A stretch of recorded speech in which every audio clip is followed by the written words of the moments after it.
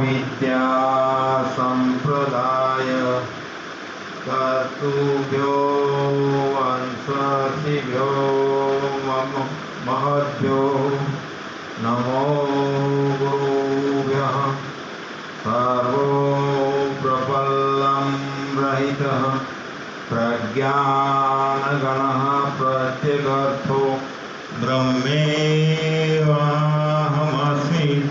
ब्रह्मेवाहमस्मि। ॐ शङ्करं शङ्कराचार्य केशवं बादरायणं सूत्रभाष्य कृतो वन्दे भगवन्तो पुनः पुनः। ईश्वरो गुरुरात्मेति मूर्तिभेदविभागिनम् व्योमवद्व्याप्तदेहाय दक्षिणामूर्तये नमः। सच्चिदानन्दरूपाय विश्वोत्पत्त्यादिहेतवे तापत्रयविनाशाय श्रीकृष्णाय वयं नमः।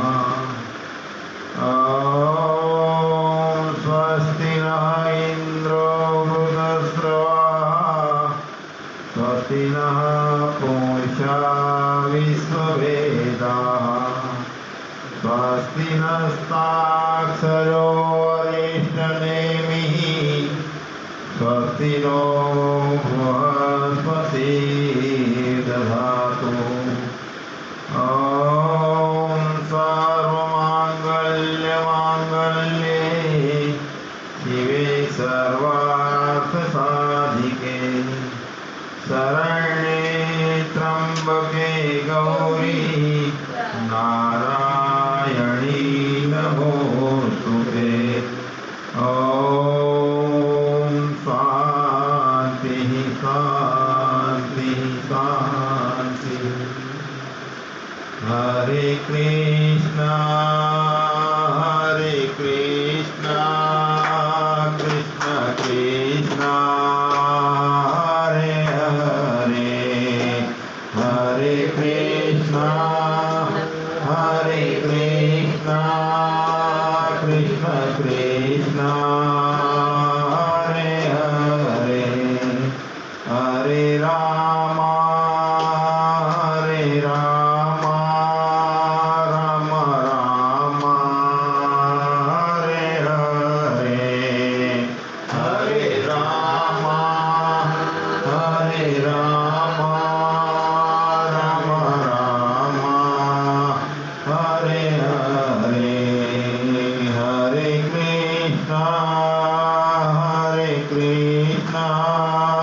कृष्ण कृष्णा हरे हरे हरे कृष्णा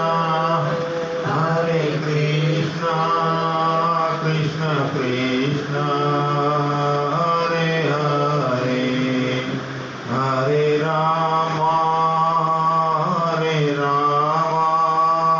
राम राम हरे हरे हरे राम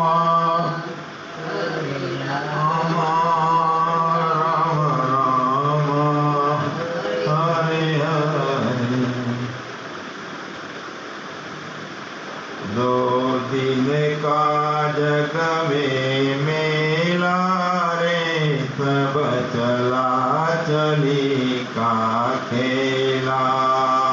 दो दिन का जग में मेला रे सब चला चली का खेला।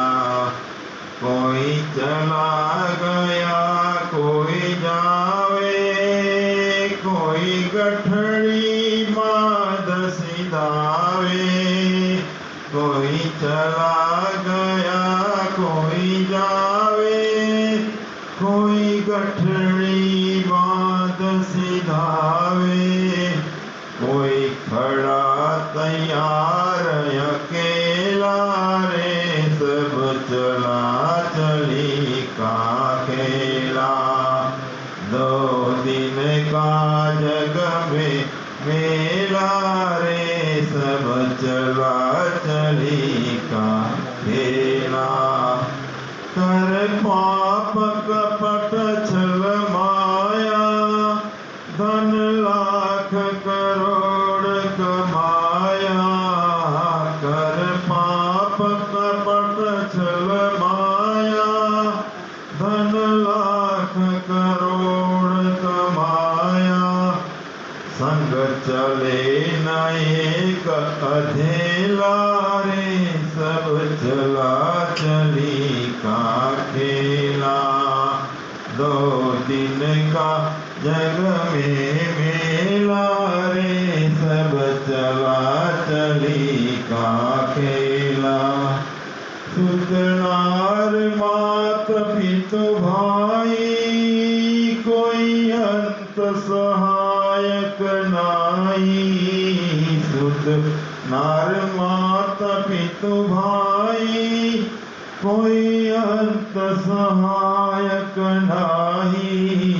क्यों भरे पाप का थेला रे, सब चला चली का खेला।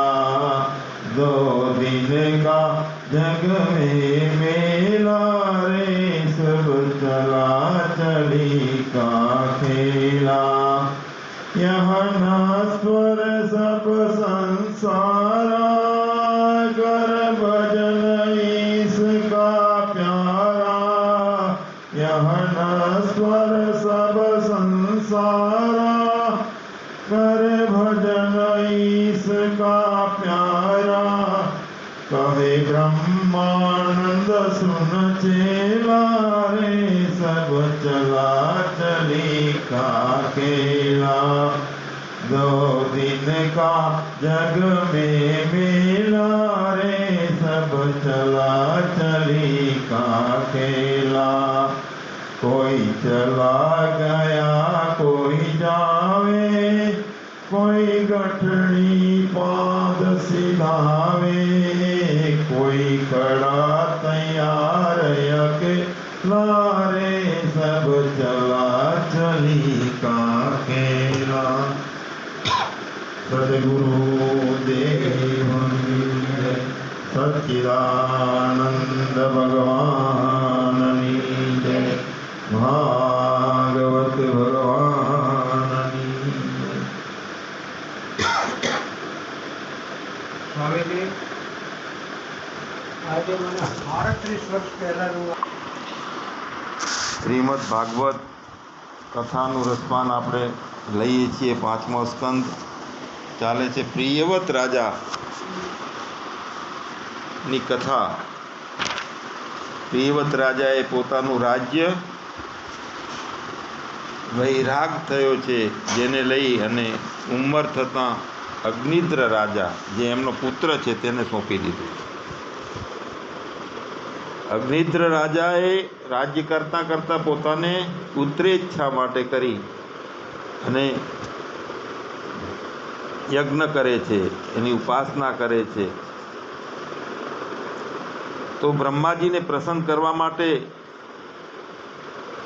જે ઉપાસના કરે છે, બ્રહ્માજી પ્રસન્ન થાય છે અને અગ્નિદ્ર રાજા પાસે પૂર્વચિત્તી નામની અપ્સરાને મોકલે છે। અપ્સરાને અગ્નિદ્ર રાજા પાસે ઉપવનમાં મોકલી। તે આશ્રમની નજીકના ઉપવનમાં આવી ફરવા લાગી અને વનમાં મોર, કોયલ આવા પક્ષીઓના જે ટવકા થતા હતા, તળાવની અંદર તળાવના પક્ષીઓ રમતા હતા અને અગ્નિદ્ર રાજાએ કોઈના પગમાં નુપુરનો અવાજ સાંભળ્યો। રાજાએ ધ્યાન છોડ્યું, આંખો ખુલ્લી જોયું તો જોવામાં પૂર્વચિત્તી નામની અપ્સરા આવી હતી। બહુ સૌંદર્યવાન અપ્સરા હતી। દેવો અને મનુષ્યના મનને પણ મોહિત કરી નાખે, એમના મનનું હરણ થઈ જાય તેવી સ્વરૂપવાન સુંદરી હતી. એની ગતિ, એની હાલચાલ, ક્રીડા, એની લજ્જા, એનો વિનય, એનું વાણીની મધુરતા, મૃદુતા, આ બધી એક એક વાતની જે એનામાં ખૂબી હતી, જેથી કોઈ પણ પુરુષ હોય એના હૃદયમાં કામનો પ્રવેશ થઈ જાય. અને એ જ પૂર્વચિત્તીનું ખરું સ્વરૂપ છે. અગ્નિદ્ર રાજાએ એને પૂછ્યું કે તું કોણ છે? તું પરમાત્મા, પરમ ભગવાનની માયા તો નથી ને? અને મને એવું લાગે છે તું વિષયમાં આસક્ત થયેલા જે જીવો છે એનો શિકાર કરવા નીકળી હોય એવું લાગે છે. ક્યાંથી આવે છે તું? કયા લોકમાંથી આવે છે? અહીં આવવાનું કારણ શું છે? તારું ભોજન શું છે? તારી રમત, તારા નેત્રોની ચંચળતા આ મોહિત કરી દે છે. તે આવું સુંદર રૂપ કયા તપના પ્રભાવથી પ્રાપ્ત કર્યું છે? આ અગ્નિદ્ર રાજા ઘણા પ્રકારના પ્રશ્નો પૂછે છે કે શું બ્રહ્માજીએ મારા ઉપર પ્રસન્ન થઈ અને મારી પાસે તને મોકલેલ છે? અને જો હું એટલો બધો મોહિત છું કે હું હવે તને છોડનાર નથી. કારણ કે હવે મારી આંખો બીજા કોઈનું સૌંદર્ય જોઈ શકશે નહીં. માટે તારી ઈચ્છા જ્યાં જવાની હોય ત્યાં મને સાથે લઈ જજે. તારી બેનપણીઓ, સખી હોય તો પણ એમને સાથે લઈ લેજે. સ્વાભાવિક છે તું એકલી, તને બેનપણીઓ અને સખીઓ વગર ના ફાવે તો એમને પણ સાથે લઈ લેજે. હવે આ જે આંગદ્રિદ્ર રાજા અને અપ્સરા પૂર્વચિત્તી, આગળ આપણે જોયું પૂર્વચિત્તી એટલે કે આગળનું સ્મરણ.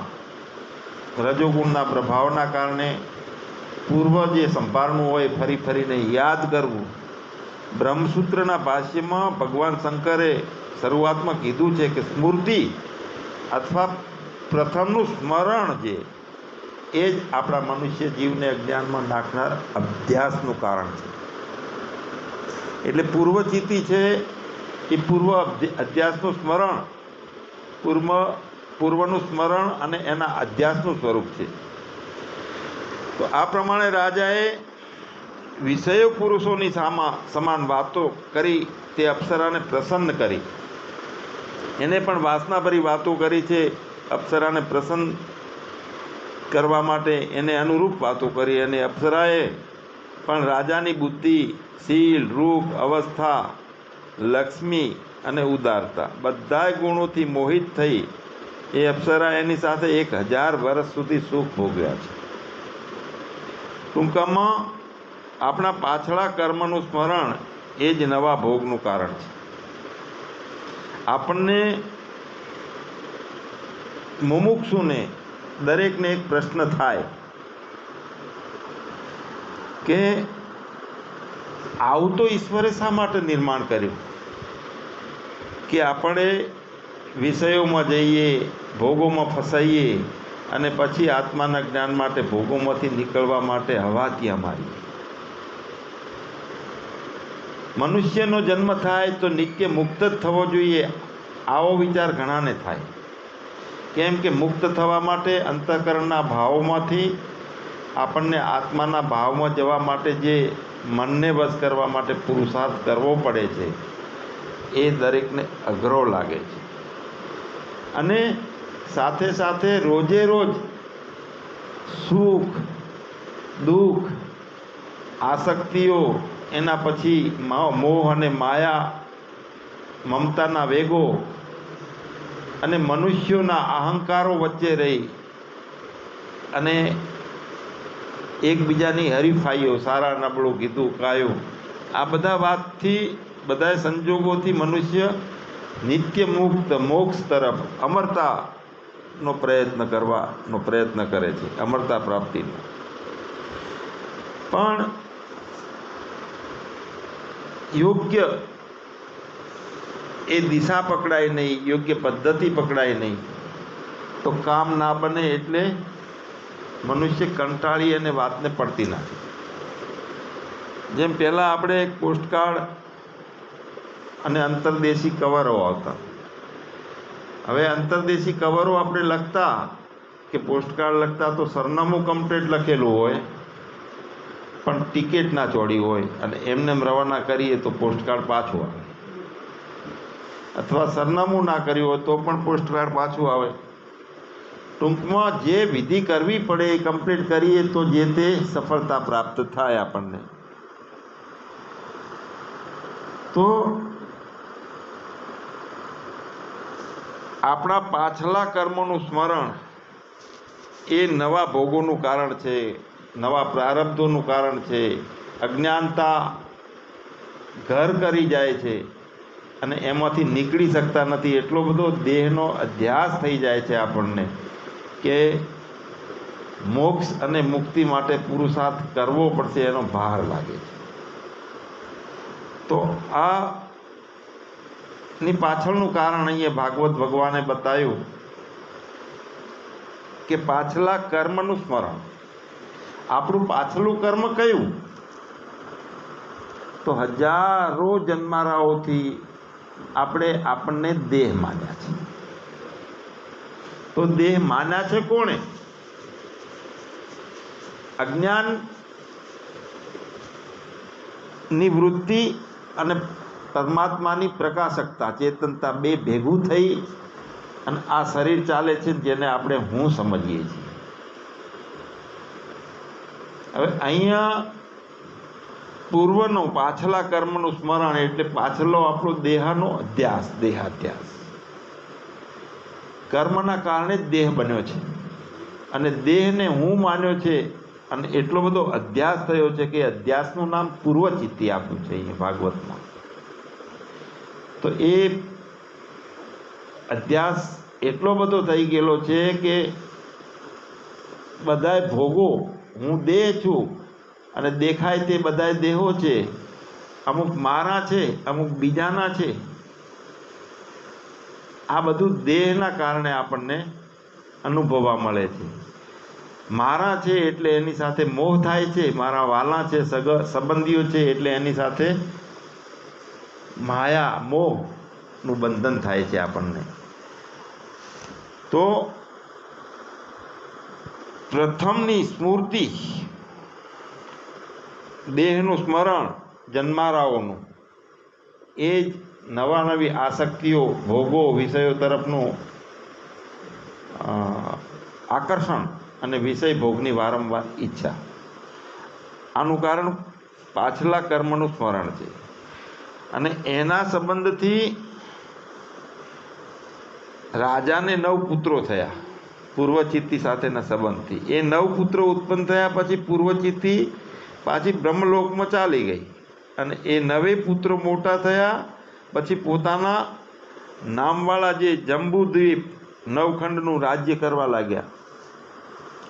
તો રાજા અગ્નિદ્ધ સંસારના ભોગોથી અતૃપ્ત રહેવાના કારણે અપ્સરાને જ પરમ પુરુષાર્થ માનવાથી અંતે પિતૃલોકને પ્રાપ્ત થયા છે, કે જ્યાં માણસો ઘણા પ્રકારના ભોગમાં મસ્ત રહે છે.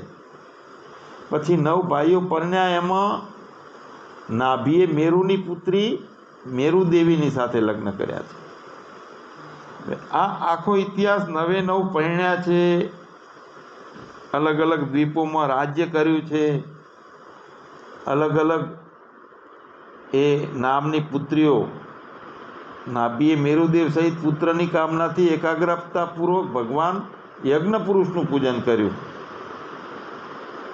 અને અંતે ભગવાને એને દર્શન આપ્યા. તે વખતે બ્રાહ્મણો, ઋત્વિજો ભગવાનની સ્તુતિ કરતા કહેવા લાગ્યા કે પ્રકૃતિ અને પુરુષથી અતીત આપનું જે સ્વરૂપ છે તેનું વર્ણન નામ અને રૂપથી કોણ કરી શકે? ટૂંકમાં સગુણ સ્વરૂપ અનંત હોવાથી માત્ર એના જેટલું જણાય, જેટલું સમજાય એટલું જ વર્ણન થઈ શકે છે. બુદ્ધિ જેટલું પકડી શકે છે એ મુજબનું વર્ણન કરી શકે છે. વ્યાપકતાનું વર્ણન, સમગ્રતાનું વર્ણન બુદ્ધિ કરી શકતી નથી. અહીંયા બુદ્ધિ આપણને અજ્ઞાનમાં પણ બુદ્ધિ લઈ જાય છે અને પરમાત્માનું મિલન પણ બુદ્ધિ કરાવે છે. જ્યાં સમજી લો કે આપણો દેહ છે, દેહને આપણે હું માનીએ છીએ, જે જીવન છે, અને એક આત્મા છે, વચ્ચે બુદ્ધિ છે. બુદ્ધિ જેને પકડે છે એ મુજબનું જીવન આપણું બને છે. બુદ્ધિ જો સંસારને પકડે છે, બુદ્ધિ મનુષ્યને પકડે છે, જીવને પકડે છે, શરીરને પકડે છે કે હું દેહ છું, તો સંસારના ભાવોમાં વ્યસ્ત રહેવાય છે અને પરમાત્મા છૂટી જાય છે, આત્માનું જ્ઞાન છૂટી જાય છે. અને બુદ્ધિ જો પરમાત્માના આત્માના ખોળામાં સૂઈ જાય છે, એમાં રમણ કરે છે, તો સંસાર બાદ થઈ જાય છે, સંસાર જણાતો નથી. અહીંયા મન કે હારે હાર હે, મન કે જીતે જીત. મૂળ વાત એ આવી કે દેહનો અધ્યાસ. હવે દેહ હકીકતમાં છે શું?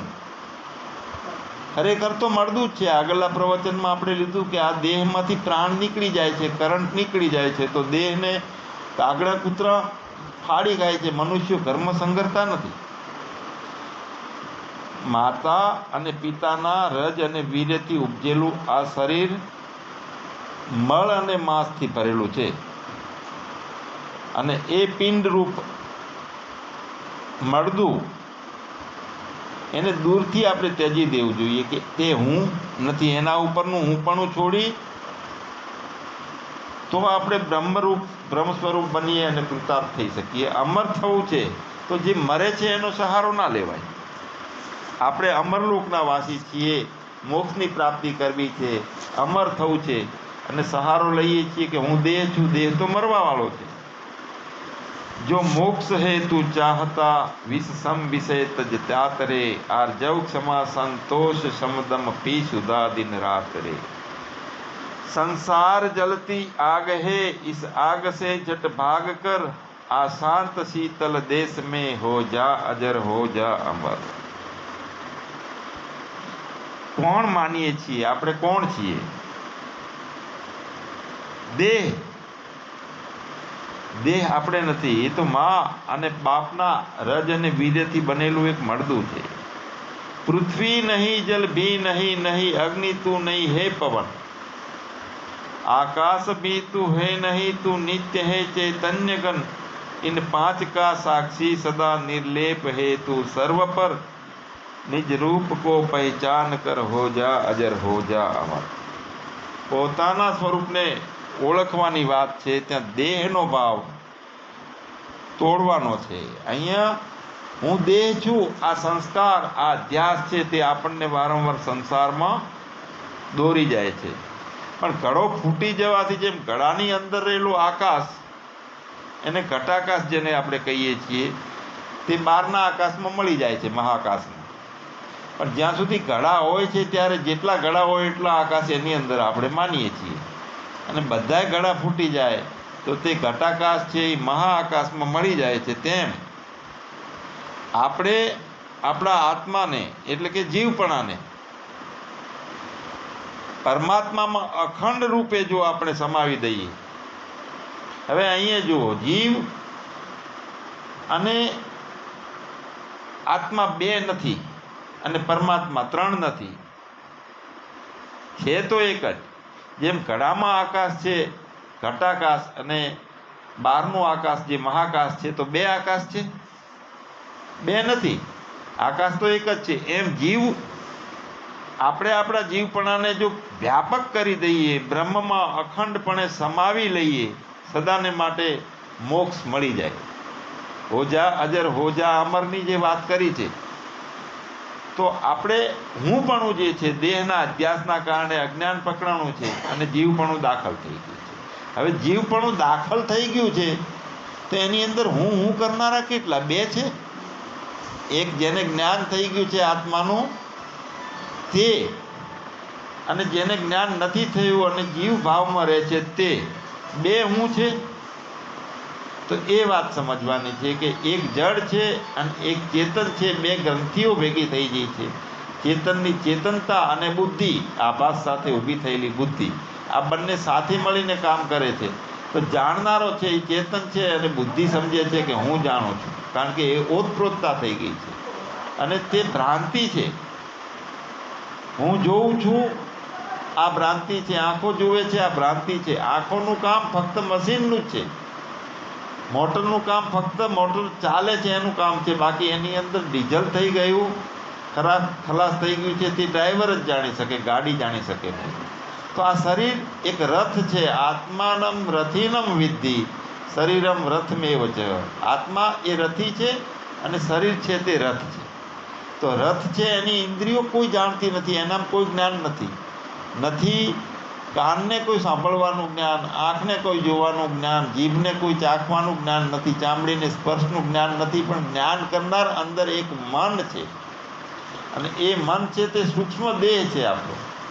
અને તે એ મન છે પોતે એ ખલાસ થઈ જાય, મન પોતાનું અલગ વ્યક્તિત્વ છૂટું, અલગ વ્યક્તિત્વમાંથી છૂટી જાય અને પરમાત્મામાં ભળી જાય. જેમ ઘટાકાશનો ઘડો ફૂટી જાય અને મહાકાશમાં ભળી જાય તો સદાને માટે શાંત. એમ એ મન છે, એ મન રહે નહીં, વ્યાપક પરમાત્મા સાથે આત્માના અંદર રમણ કરતું સતત થઈ જાય. સ્વયં પ્રકાશ સર્વનું અધિષ્ઠાન જે બ્રહ્મ છે તે હું છું. અને તે બ્રહ્મરૂપે આપણે પોતે જ થઈને પછી શરીરને, આ પિંડાંડ અને બ્રહ્માંડને પણ આત્મવિચાર અને આત્મજ્ઞાનથી હણી અને કચરાની ટોપલીની માફક ફેંકી દેવાના છે. પિંડને અને બ્રહ્માંડને બધાને હું આત્મા છું, હું ચેતન છું, મારે ઇન્દ્રિયો નથી, હું દેહ નથી, અને મેરે અપને સિવા કુછ નહીં. આને કહેવાય આત્મવિચાર. તો આત્મવિચાર વડે આ પિંડને એટલે કે દેહને અને પૂરા બ્રહ્માંડને આત્મજ્ઞાન કરી અને એ દેહના ભાવને અને બ્રહ્માંડના ભાવને હણી અને કચરાના ટોપલીની માફક ફેંકી દેવાના છે. એટલે એના ઉપરનો મોહ દૂર કરવાનો છે. ફેંકી દેવાના તો કોઈ સ્થૂળ વસ્તુ નથી કે ફેંકી દેવામાં આવે. તો દેહ ઉપર જે હુંપણાની બુદ્ધિ આરૂઢ થઈ ગઈ છે, દેહને હું માનીએ છીએ આપણે, અને ઊંઘમાં જન્મારાઓથી અધ્યાસ થઈ ગયો છે કે દેહ ઉપર હુંપણાની બુદ્ધિ એક સવાર થઈ ગઈ છે. તેને સદા આનંદને ચેતનરૂપ આત્મા ઉપર સ્થાપી દેવાની છે. એ બુદ્ધિને દેહ ઉપરના ભાવમાંથી ખેંચી અને પરમાત્માના આત્માના ભાવમાં મૂકી દેવાની છે બુદ્ધિને. પછી સૂક્ષ્મ શરીર, મન, બુદ્ધિ, અહંકાર, જે અજ્ઞાનનું મુખ્ય કારણ છે, અહંકાર છે, તે સૂક્ષ્મ શરીર પર અહમ બુદ્ધિ, હુંપણાની બુદ્ધિ છે, એને પણ ત્યાગી દેવાની છે. અને કાયમ માટે નિત્ય હું કેવળ ચેતન આત્મા છું, બ્રહ્મરૂપે છું, અને તે હું સદાયને માટે છું, હું અનંત છું, હું અખંડ છું, હું અવિનાશી છું, હું અવિકારી છું. આ ભાવને દ્રઢ કરી અને છેલ્લે વ્યાપકતા સાથે, ચેતનતા સાથે મેરે અપને સિવા કુછ નહીં, આ ભાવને દ્રઢ કરવાનો છે. પણ આ ભાવને દ્રઢ કરવા માટે વારંવાર આ રૂપ, નામ રૂપાત્મક જે કાંઈ છે એ સામે આવે છે અને સત્ય લાગે છે. એટલે આત્મપણાની બુદ્ધિ બનતી નથી, નાના પ્રકારની પરિચ્છિન્ન વૃત્તિઓ બને છે. જેમ દર્પણમાં પ્રતિબિંબ રૂપે દેખાતું નગર એ વાસ્તવિક છે, ફક્ત આભાસ માત્ર છે, છાયા માત્ર છે. એમ આ બ્રહ્મમાં દેખાતું આ જગત આભાસ માત્ર છે. તે પ્રમાણે આપણે આપણા સ્વરૂપને, તે બ્રહ્મ હું છું એવી રીતનો અનુભવ કરીને આપણે કૃતાર્થ થવાનું છે. જગત જણાય છે તો આ જણાય છે. આપણને દૂધનો ઉભરો આવે છે તો ઉભરો વધારાનો જણાય છે. છાછ વલોવતા હોઈએ તો એની અંદર પણ કેટલા પ્રકારની અંદરથી એને શું કહેવાય, છાશની ફીણ વળે છે, દરિયાના મોજામાં પણ ફીણ વળે છે. તો આ શું છે? ગુણોની અસર છે. આ ચેતનની ચેતનતા ઉપર ગુણોની અસર થાય છે અને વિવર્ત ભાવે જગત જણાય છે. તો એ હું નથી, હું બ્રહ્મ છું, સચ્ચિદાનંદ રૂપે છું, એવો અનુભવ કરીને આપણે મોક્ષની પ્રાપ્તિ કરવાની છે, કૃતાર્થ થવાનું છે. જે સત્ય સ્વરૂપ ચેતન અભિન્ન છે, કંઈ અલગ અલગ કોઈ વસ્તુ રહેતી જ નથી. અદ્વૈત છે, કોઈ બેપણાનો ભાવ ઊભો થતો જ નથી, એવી બુદ્ધિ બની જાય છે. કારણ કે ત્યાં બુદ્ધિ ખલાસ થઈ જાય છે, આત્મામાં રમણ કરવા જાય છે. જેમ મીઠાની કાંકરી દરિયાનો તાગ કાઢવા માટે જાય કે કેટલો ઊંડો છે તો પાછી ના આવે, કારણ એ પોતે એ દરિયાના સ્વરૂપે જ છે. એનું પાણી છે એ અને મીઠું છે, બંનેની ઉત્પત્તિ એક છે, તો એમાં ઓગળી જાય છે. પણ તેલમાં જો નાખવામાં આવે તો મીઠાનો કાંકરો ઓગળતો નથી. તો અહીંયા અહંકાર છે, મન છે, જ્યારે આત્માનો અનુભવ લેવા જાય છે ત્યાં પોતે ખલાસ થઈ જાય. પણ સંસારની અંદર ગમે એટલી ઉપાસનાઓ કરીએ, ગમે એટલા ધ્યાન કરીએ, ધર્મો કરીએ, કથા સાંભળીએ, વ્યાખ્યાન સાંભળીએ, પણ અહમ બુદ્ધિને નિર્મૂળ કરવાનું કોઈ એમાં સફળતા કોઈને મળી નથી. સત્ય સ્વરૂપ ચેતન અભિન્ન અદ્વૈત આનંદરૂપ અરૂપ અક્રિય છે અને તે બ્રહ્મ જ છે અને તે આપણું પોતાનું મૂળ સ્વરૂપ છે. હવે આપણે આપણા પોતાના મૂળ સ્વરૂપને શું માનીએ છીએ? દેહ માનીએ છીએ, મન બુદ્ધિ માનીએ છીએ અને એ મુજબના સંસ્કારો પકડી અને જાગ્રત અવસ્થામાં જીવન જીવીએ છીએ. ત્યાં મારું, તારું, મોહ, વાસના, કામના આ બધું દાખલ થાય છે. કારણ કે દેહની ઉપાધિના કારણે, દેહ કારણભૂત છે અને એના કારણે ઉત્પન્ન થયેલી ઇન્દ્રિયો અને વિષયોના સંજોગો, એના અનુભવો વારંવાર જીવાત્મા અભ્યાસ કરે છે અને જોઈએ હડકવા લાગ્યો છે. હજી જોઈએ. અહીંયા જોઈએ બધું બંધ થઈ જાય છે, કારણ કે બુદ્ધિ અને મનનું અસ્તિત્વ ખલાસ થઈ જાય છે. અખંડ સચ્ચિદાનંદ સ્વરૂપને પોતાને અનુભવપૂર્વક જાણી લેવાનું છે. વ્યાપક છું, મેરે અપને સિવા કુછ નહીં, મારા સિવાય કાંઈ નથી. બીજી કોઈ વૃત્તિ બનતી નથી કે જગત જણાય. તો રાત્રે ઊંઘમાં પણ જગત તો જણાતું નથી, સુષુપ્તિમાં. અથવા પાગલ થઈ ગયો એને જગત જણાતું નથી, અથવા બેભાન અવસ્થામાં જે જતો રહે છે એને જગત જણાતું નથી. પણ આ એ જગત ના જણાવવું, બુદ્ધિ સૂઈ જવી, બુદ્ધિ અક્રિય થઈ જવી, તેનું નામ મોક્ષ નથી. મોક્ષ તો એ છે કે જાગ્રતમાં સમજમાં સમજી લેવાનું છે કે હું કોણ છું. દેહ ભાવનો દેહ કામ કરે છે, જાગ્રત અવસ્થા છે, બધી સમજણથી જીવન ચાલે છે, એને સમજ વચ્ચે હું કોણ છું એ સમજી લેવાનું. નાટક કરનારો જે માણસ હોય એ નાટક કરી અને નાટક પૂરું થાય છે, પોતાના સ્વરૂપમાં પાછો જાય છે. તો એ વખતે એનું બનાવટી જે નાટક માટેનું સ્વરૂપ હોય, વેશભૂષા હોય તે છોડી દે છે. તો એ રીતે આપણે આ મિથ્યા દેહને ત્યજી દેવાનો છે. જ્યારે હું બોલતા ખ્યાલ આવવો જોઈએ કે હું કોણ છું. આ પ્રશ્ન થતાં આપણે આપણી પોતાની ભૂમિકામાં હું વ્યાપક છું, ચેતન છું, અવિનાશી છું, અખંડ છું, અને બનાવટી વેશભૂષા હું દેહ છું, હું મન છું, હું ઇન્દ્રિયો છું, મારા આ છે, આ બધા ભાવોને તરત જ ત્યજી દેવાના હોય છે. અર્થાત દેહ ઉપરનું અભિમાન જે છે એ છોડી દેવાનું હોય છે. તો બધા પ્રકારે જે સૂક્ષ્મ રૂપે જે દેખાય છે બધું, અહંકાર છે, મન છે, બુદ્ધિ, આ બધું મિથ્યા છે, ભ્રમ છે અને ક્ષણિક છે. મન, બુદ્ધિ, અહંકાર બદલાતા રહે છે, વિકારી છે. રાત્રે સુષુપ્તિમાં ઊંઘી જાય છે એટલે વિકારી છે, તો ક્ષણિક છે અને ક્ષણે બદલાયા કરે છે, એટલે એ મિથ્યા છે, અસત્ય છે.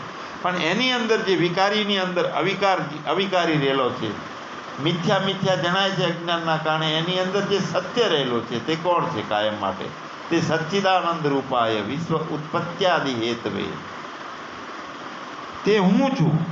તેથી હું એવી સત્ય વસ્તુ કોઈ હોઈ શકે નહીં.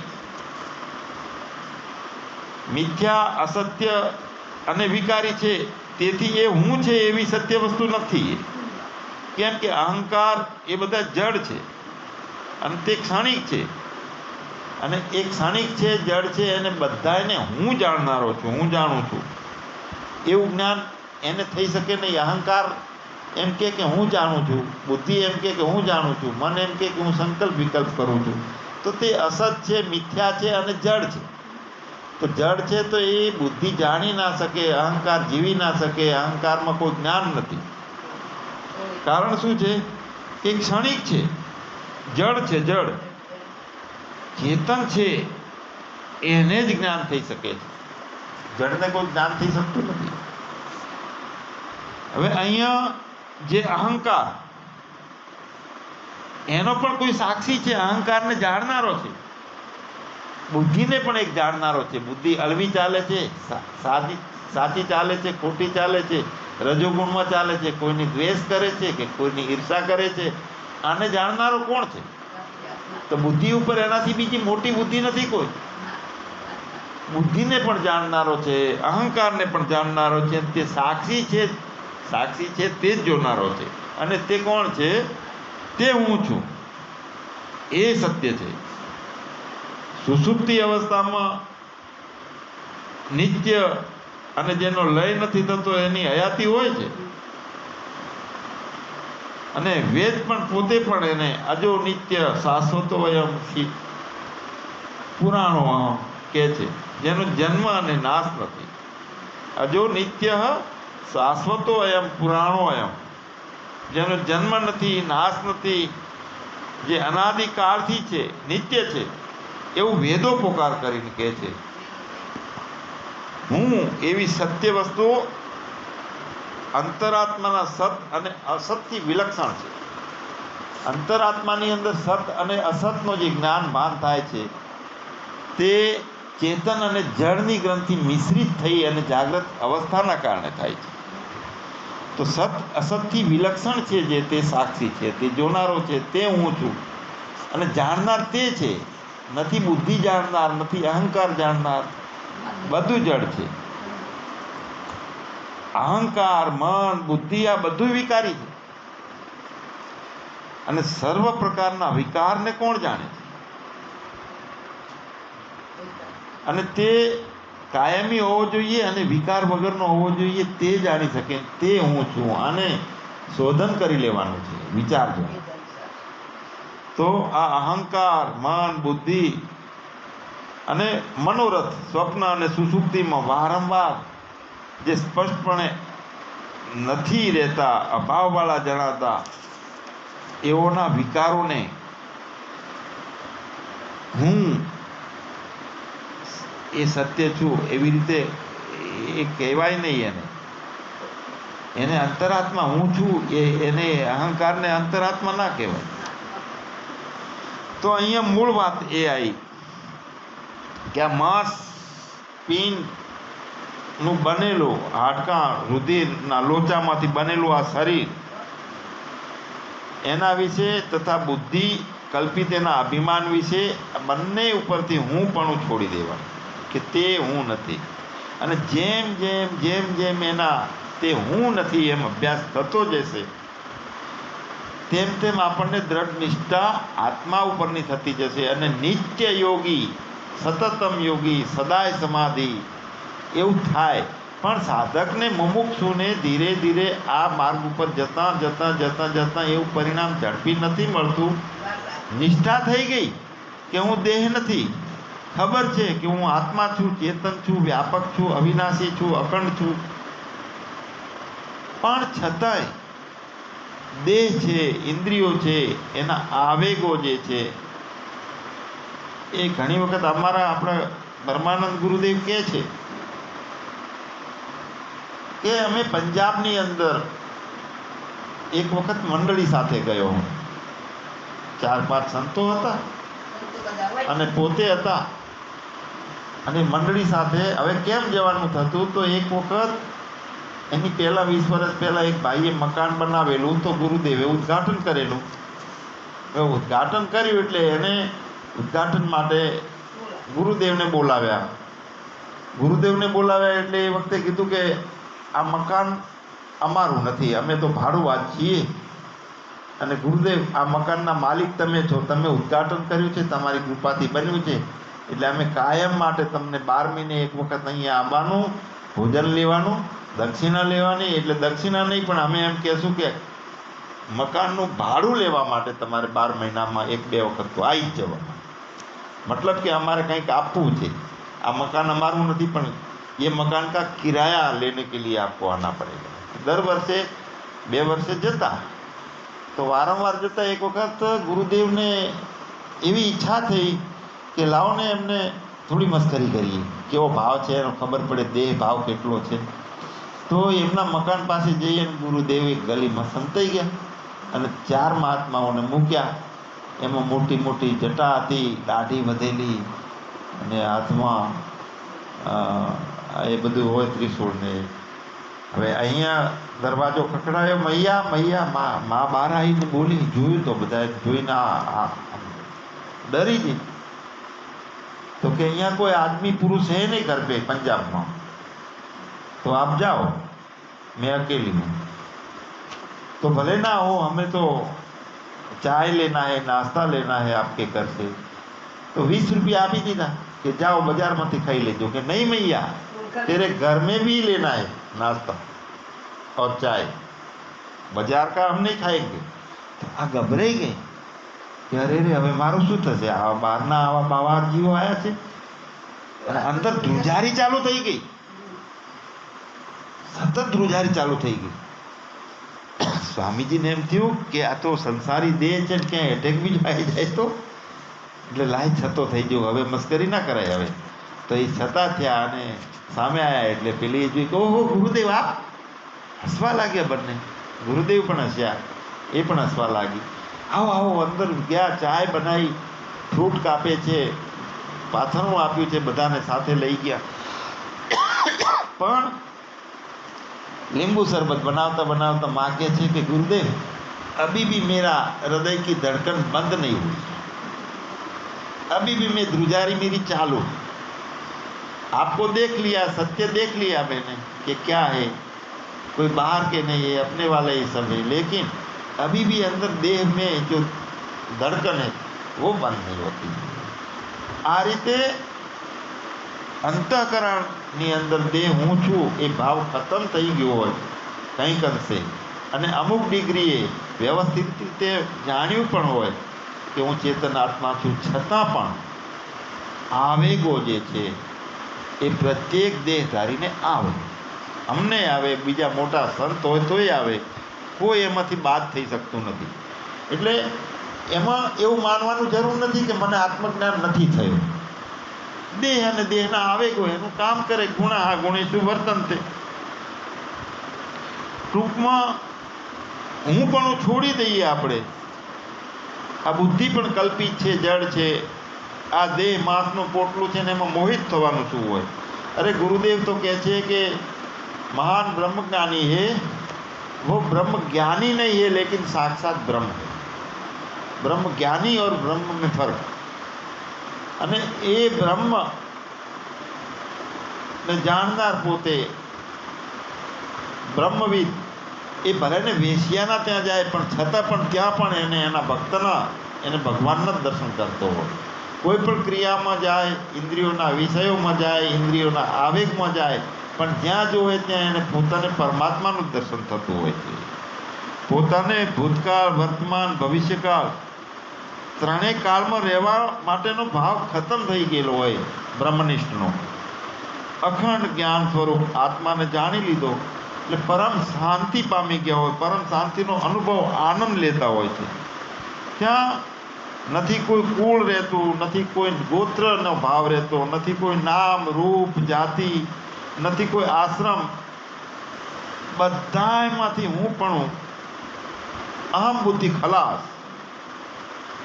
કારણ કે મળદા જેવું આ શરીર છે, શરીરને આધારે રહેલા છે, એને આપણે હું કહીએ છીએ. એમાં કર્તાપણું દાખલ થઈ ગયું છે, એમાં ભોગતાપણું દાખલ થઈ ગયું છે.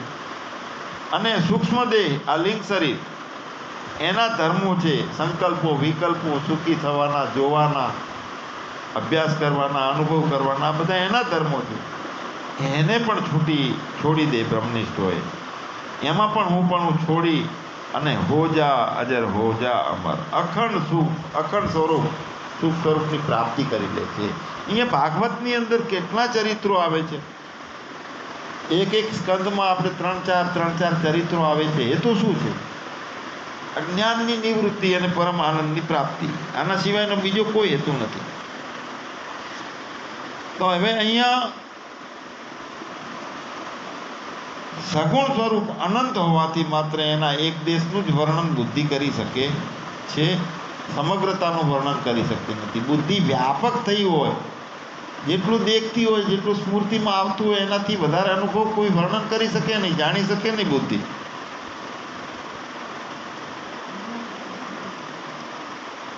તો ભગવાન જે છે, ભક્તો ભેટ આપે એનાથી ભગવાન સંતોષ પામે છે અને ભક્તોની ભેટને અનુકૂળ થઈ જાય છે ખરા. તો અહીંયા જે અમે આગ્નિદ્ર રાજા કહે છે કે અમારા યજ્ઞથી કંઈ લાભ લેવાનું પ્રયોજન નથી, આપ પરમ આનંદ સ્વરૂપ છો. પોતાની આપણે તમે પોતે પરમ આનંદ સ્વરૂપ હોવાથી આપને સંપૂર્ણ પુરુષાર્થનું ફળ સર્વદા અભિન્ન ભાવથી પોતાના વાસ્તવિક સ્વભાવથી પ્રાપ્ત થાય છે. છતાં અમે જીવાત્મા છીએ, નાનકડા છીએ, બુદ્ધિ ઓછી છે અને અમે સકામ હોવાથી અમારે તમારી ઉપાસના કરવી જોઈએ. ભગવાન આપના ગુણોની સ્તુતિ કરવાથી અમને આનંદ મળે છે અને અમારા અંતઃકરણના મેલ એટલે કે રાગ, દ્વેષ આ બધું ધોવાઈ જાય છે. માટે ભગવાન આપની પાસે અમે એટલું જ માગીએ છીએ કે હરતા ફરતા બધી અવસ્થાઓમાં જ્યાં જોવું ત્યાં તમારું સ્મરણ કર્યા કરીએ. હવે અહીંયા સ્મરણ આપણે મુમુક્ષુ હોઈએ, જ્ઞાનની અવસ્થામાં દાખલ ત્યાં પોતાનો ઉગાડ થઈ ગયો હોય, છતાં એક ભાવ ડંખે છે કે મને મારું સ્મરણ કેમ રહેતું નથી. તો સ્મરણ કરનાર બુદ્ધિ છે. તો બુદ્ધિ સ્મરણ કરે તો સારી વાત છે. જેટલું સ્મરણ વધારે કરે એટલું આત્મામાં રમણ કરે. પણ બુદ્ધિની અંદર નિષ્ઠા જેટલી બાકી થઈ હોય, જો કંઈક એવા સાધકો હોય છે કે જેને પરમાત્માની જરૂર જ નથી. શું છે જરૂર? એવો વિચાર પણ ભાવ પણ થતો નથી કે મારે અંતઃકરણના ભાવો મટાવવા, રાગ દ્વેષથી પર થવું. બીજા પ્રકારનો વર્ગ એવો છે કે જાણે છે પણ કોઈક વખત ઈચ્છા થાય છે તો સારું જીવન જીવવા માટેનો પ્રયત્ન કરે છે. હવે એનાથી ત્રીજા પ્રકારનો એક એવો વર્ગ છે, તે ધર્મમાં, ભાવનામાં, પરમાત્માની પ્રાપ્તિની ઈચ્છામાં દાખલ થાય છે, પણ એને જો સ્મરણ યાદ છે બુદ્ધિને, એ કોઈક વખત પરમાત્માનું સ્મરણ થાય છે, સ્મૃતિ રહે છે,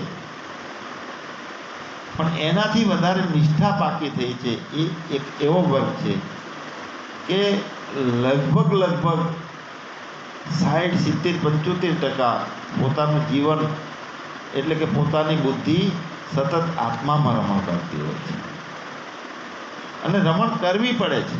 કૃષ્ણ ભગવાન બુદ્ધિ ખલાસ થઈ ગયેલી, પણ છતાંય સંસારના વિષયોમાં ભાવમાં આવી અને જગતના કલ્યાણાર્થે જીવન જીવવું પડ્યું છે અને કહે છે કે મારે કાંઈ જરૂર નથી, છતાં હું નિષ્કામ ભાવથી આ બધા કર્મો કરું છું. મહાત્માઓ કથા કરે છે, શાસ્ત્રોનું વાંચન કરે છે, બીજાને બોધ આપે છે, જ્ઞાન આપે છે, તો શું છે? પણ એક નિષ્ઠાવાન ભૂમિકા એવી બની ગયેલી હોય છે કે કશું જ કરતા હોતા નથી. બીજા લોકોને જણાય છે કે આટલું બધું કરે છે, પણ એમને એમના દેહના ભાવમાં જ ના હોય. સહેજ પણ દેહમાં ઉતરવાનું જ નથી થતું હોતું. તો સ્મરણની વાત કરી. સ્મરણ જે છે એ મુજબ અજ્ઞાન પણ છે અને સ્મરણ છે એ મુજબનું જ્ઞાન પણ થાય છે. વારંવાર દેહનું સ્મરણ થાય છે કે હું દેહ છું. વારંવાર જેનાથી વ્યવહાર થયો હોય, જેનાથી સંબંધોમાં ઉતર્યા હોઈએ તો સ્મરણ થાય છે જગતના ભાવનું, અને સ્મરણમાં આપણે દોરાઈ જઈએ છીએ. અને સ્મરણની અંદર જો સત્ય સ્મરણ થઈ જાય કે અહમ અસ્મિ પરબ્રહ્મ અજો નિત્ય શાશ્વતો અયમ પુરાણો અયમ, સાચું સ્મરણ કર્યા કરીએ ભગવાન હરતા ફરતા બધા અવસ્થાઓમાં અમે એટલું માગીએ છીએ કે તમારું સ્મરણ નિત્ય કર્યા કરીએ. અને આ રાજર્ષિ નાભી આપના જેવા પુત્રની કામનાથી આપની ભક્તિ કરે છે. આપની માયાને કોણ કરી શકે પ્રભુ? તો ભગવાને કહ્યું છે કે આ પ્રમાણે માગવું બહુ આશ્ચર્યવાળું છે. મારા સમાન મારા જેવો બીજો કોઈ નથી, ભગવાન કહે છે. તેથી હું જ અંશ કલાથી નાભીને ત્યાં અવતાર લઈશ. પછી ભગવાન અંતર ધ્યાન થઈ ગયા. કેટલોક વખત ગયા પછી મેરુ દેવીના ગર્ભથી દિગંબર સંન્યાસી અને ઉર્ધ્વ રહેતા મુનિજનોના ધર્મ પ્રગટ કરવા માટે શુદ્ધ સત્વમય ભગવાન વૃષભદેવજીનો અવતાર થયો છે. બોલો વૃષભદેવ ભગવાન કી જય. અને એ અવતાર ભાગવતના 24 અવતારોમાંનો એક છે. ભાગવતમાં 24 અવતારો બતાવ્યા છે. તીર્થંકર અને જૈન ધર્મમાં એમને પહેલા અવતાર માનવામાં આવ્યા છે. તો એમનામાં ક્ષમતા, જ્ઞાન, વૈરાગ પહેલેથી જ હતા ભગવાન. એટલે 6 ઐશ્વર્યોથી યુક્ત હોય. તેજ, બળ, ઐશ્વર્ય, યશ, વિજય અને સુરવીરતા, આ 6 ઐશ્વર્ય છે. તે 6 સાથે જે હોય એને ભગવાન કહેવાય. તો આ ઋષભદેવજી ભગવાનમાં પ્રથમથી સુરવીરતા હોવાથી એમનું નામ વૃષભ રાખવામાં આવ્યું. તો એ વૃષભદેવ ભગવાનની કથા જે છે અહીંયા એ આપણે આવતીકાલે લઈશું. આજે કથાનો વિરામ કરીએ. સમય થઈ ગયો. સદગુરુ ભગવાન